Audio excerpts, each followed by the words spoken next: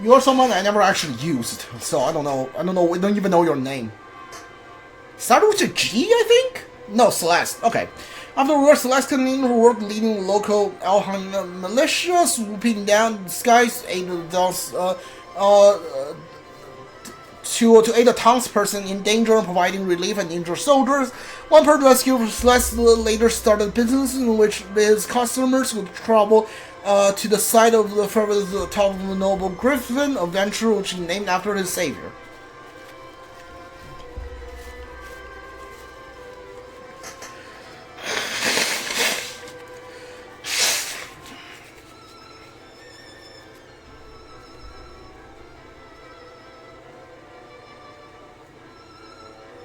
Oh, hi, what?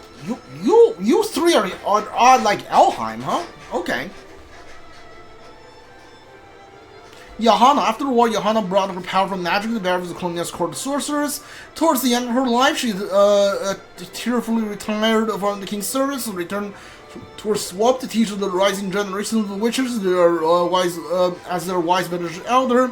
It said that she maintained her youth of her visage in her final days and departed this world surrounded by her steward for disciples. So, after the war, self-contained traveled the land, pursuing her research in the ancient zone area, which remembers parts of modern rings refreshing their mind. The world was eager to learn more of their deeds in the days of old, and Summer's word generated immense interest. A deed on understanding of Zenoiran's history and culture spread forth Fevrith. Further scholars build upon Sylph's findings, thus mesmerizing her as a pioneer in the field. Riddell, the war concluded. Riddell wants to realize her dreams of becoming a knight of Alheim. Though some still whisper about her half elf blood, she unflinchingly providing herself through great skills and valor, thus silencing those who discriminated against her. A few years later, she came to attain even greater glory than her mother had before her, and served as a proud beacon of hope and half-elves through every corner of Alheim.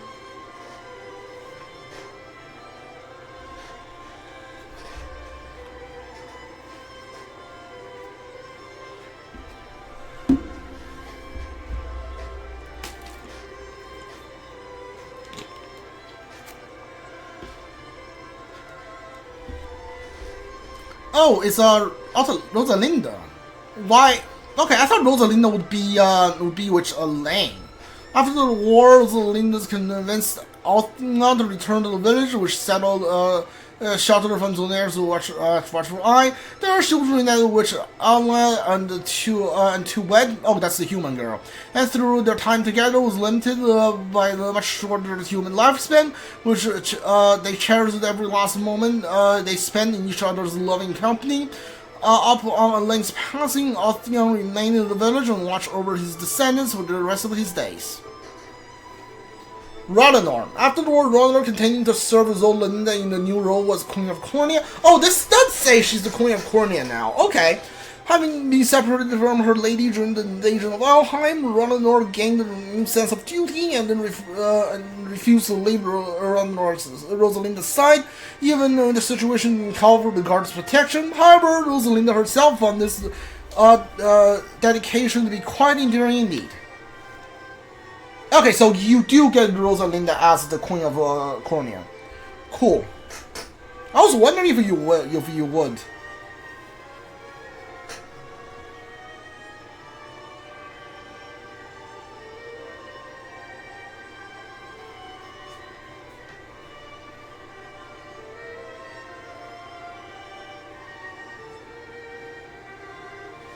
Altalinda. The war with Zenoiran concluded. Altalinda returned to Alheim to restore shared forests, the downtrodden settlements, their long-forgotten glory and pride. By the time the nations recovered in true, elves and humans formed a deeper bond of unity, and the divine eternals command the respect and love of both races alike. Glamir. After the war, Glamir was resigned as Altalinda's personal guard and served faithfully beside the Divine Eternals. Though the land has entered a time of peace, she trained every diligently with the bow.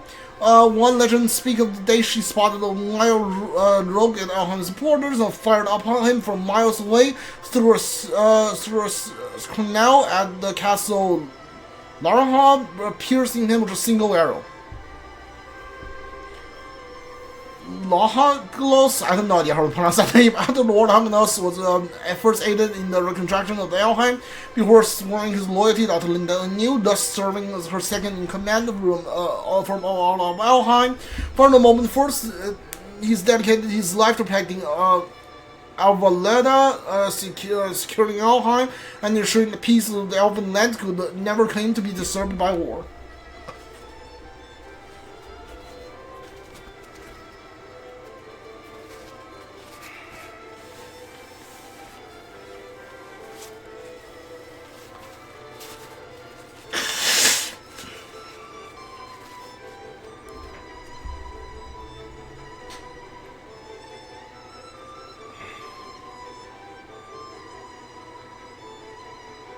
Unify, word of the courageous human raised by Beastron spread through the Fevrith, eventually drawing the gazes of renowned historians who pen tales of her exploits in the freeing Basurius. The magnitude of her story resounded across the land, and Unify and her heroic brethren came to be idolized by children everywhere, even those who had never once met a Bistro. Mornad, at the behest of the other Bistro bloodline, Mornad is assigned to the throne as a new king of the Basurius and sole survivor of the Lion Bistro, but he's not actually a lion though. Having experienced life as human and both Bistros both, he rules without discrimination and quickly generated royal support from subjects of all races and bloodlines. Even after Ramona collapsed, Ramona continued to lead Frostplume in aid of the wounded Bistros to restore Basurius to its former glory, with her vast wisdom and keen insight. She also served as counsel to the new king of Basurius, thus dedicating her life to Bistro's prosperity and aiding the reconstruction which the other lands of Fevrith.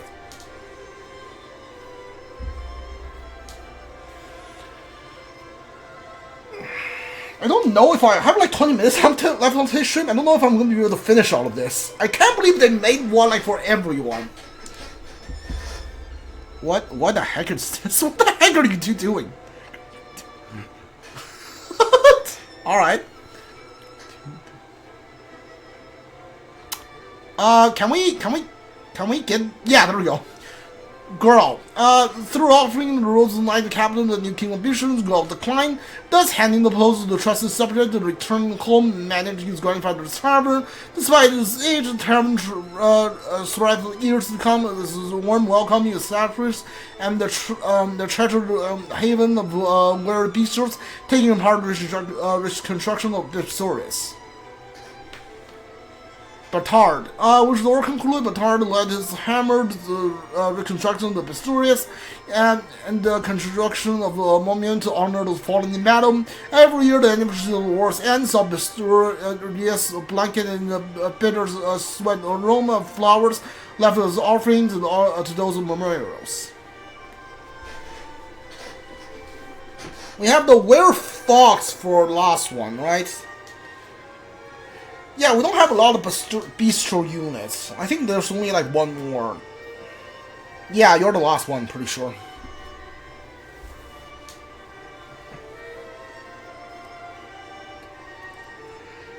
The selection of dear friend Naya and the Snow Petal traveled throughout Basurius to aid the ongoing construction effort. Her fierce loyalty and firm leadership proved equally as useful in time of peace, and her success saw countless hopefuls aspiring to join the Snow Petals, humans and Bistros alike. In times, her distrust of the humans thawed like a northern ice in the light of spring. Oh yeah, she does distrust humans at the start, didn't she? Is there more? Who else is here? Oh, you guys stayed here. Okay. Okay, I was like, there's no more beach shows. Okay, so you guys are okay. Sure, Nina, after the war, Nina returned home, much to the joy and grief of Mario and her parents. Having reconciled with her family, she then departed once again to travel the world and aid in ongoing reconstruction efforts. In time, tales of her exploits spread through the land, and miners gathered in every town in hopes of meeting the Vivacious Knight? Sure. Bruce reformed the Rugrats and true not as bandit, but as a bandit mercenary, seeing him aid the post-war reconstruction recovery of Fevrith. His kind humanity and eagerness to accept the task few would dare endure saw him grow into a respected figure amongst both his townfolk and his fellow mercenaries.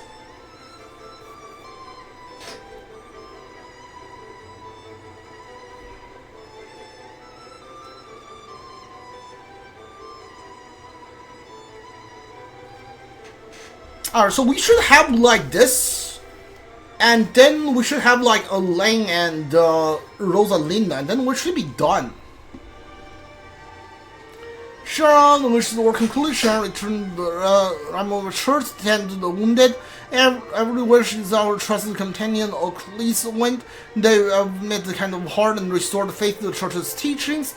In time, their tales came to be immortalized in the massive stained glass window adoring the walls of the beloved Runmort.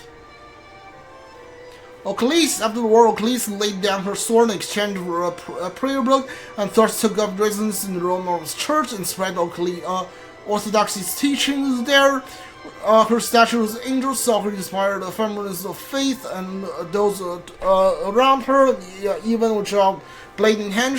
He never strove to serve the encroaching root of evil. Rennies. After the war, Rennies led a quiet life in the humble service of her Albion Abbey.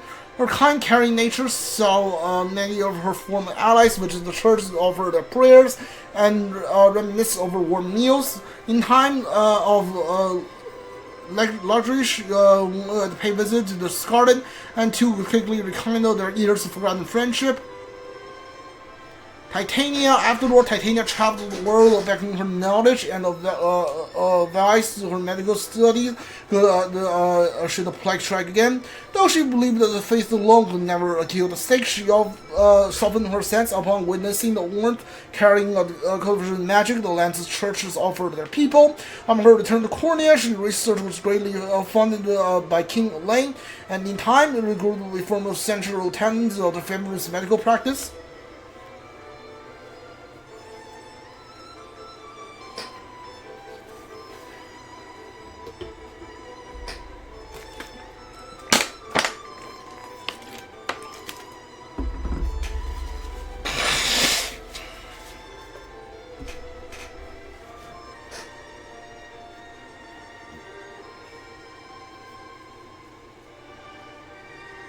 Scarlet, after the war, Scarlet ceded the Pontificacy to Sinato and returned to Bolivia to live along the rest of her days as a humble priestess. There, she presented herself in a new faith in Orthodoxy and believed gathering to hear her sermons and tales of Albion Savior.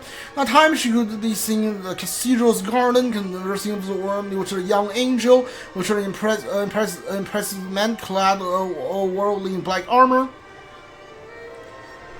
After the war, Miss spent her days defending Orthodoxy as a sacred knight, pursuing her studies of botany and all the while. The urban flowers garden she tended to quickly became one of the Albion's most sought after pilgrim sites.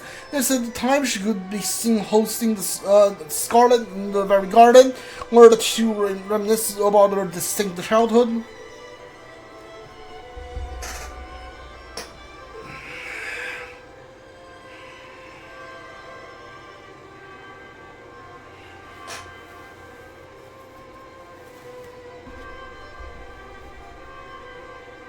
Oh, hey, you stayed here, huh? Okay.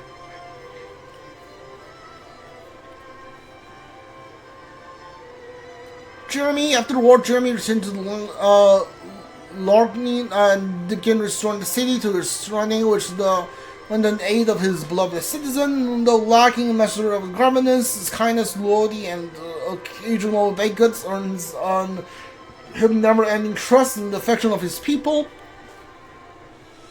His work, which is liberation complete, for the Quell returned to the Pegasus line to begin the work on the long road towards the construction. His onward dedication towards the task and at hand earned him the renowned trust of his people. Together, they ushered the new age of peace and prosperity. In time, his beloved son gave a grave came to be forever adorned with flowers and offerings.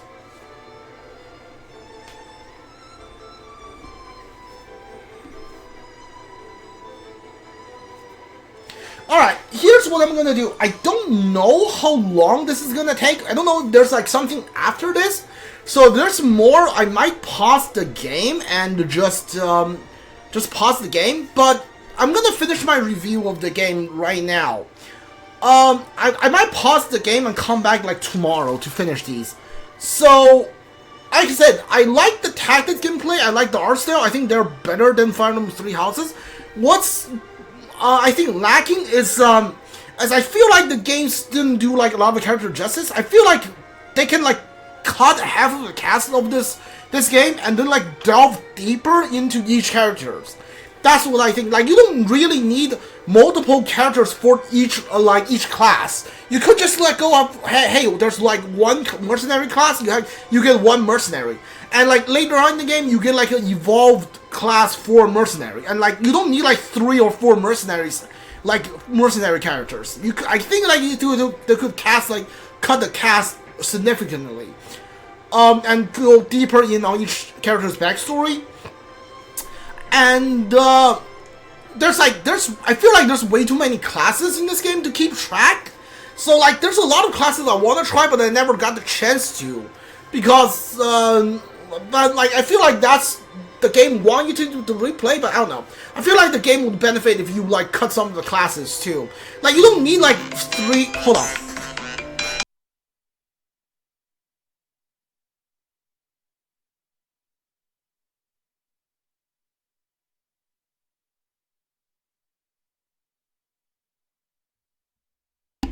Alright, I'm back. Sorry about that. And you could cut some of the classes. Also, one little minor thing that I got is that,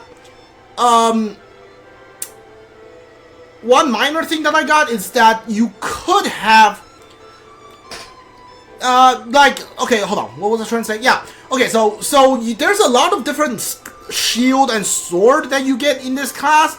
I wish, like, if you equip a different sword, they would have your character model actually holding that sword, like, doing the attack.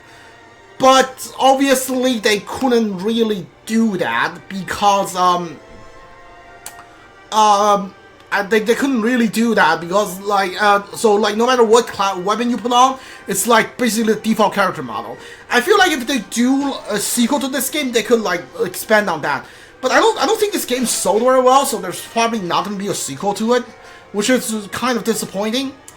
All in all, I would give this game a 9 point out of 10. I feel like it's a little better. I would, like, for comparison, I would give, like, Fire Emblem Three Houses, now that I think about it, like 8.8. So this is, like, 0.2, little bit better than Fire Emblem Three Houses, in my opinion. But, as, like, a tactics game. So, yeah. This is a really good game. I really enjoyed it. I'm gonna like pause the game here and the stream. I'll come back next time to finish this. I don't know if this game has like a post game or not. But I'll see what I can do, because it's already getting pretty late, and I have a lot of work I gotta do. So I can't really go out and like finish the everyone's like ending cutscenes. So I'll come back next time and see what I can do about it then. Alright, if you're watching this on Twitch, for our channel like playthrough I'm doing. If you're watching this on YouTube, leave a like, subscribe, comment if you want. If you want to watch it live on Twitch, I'll leave channel down in the descriptions. See you guys all next time. Goodbye.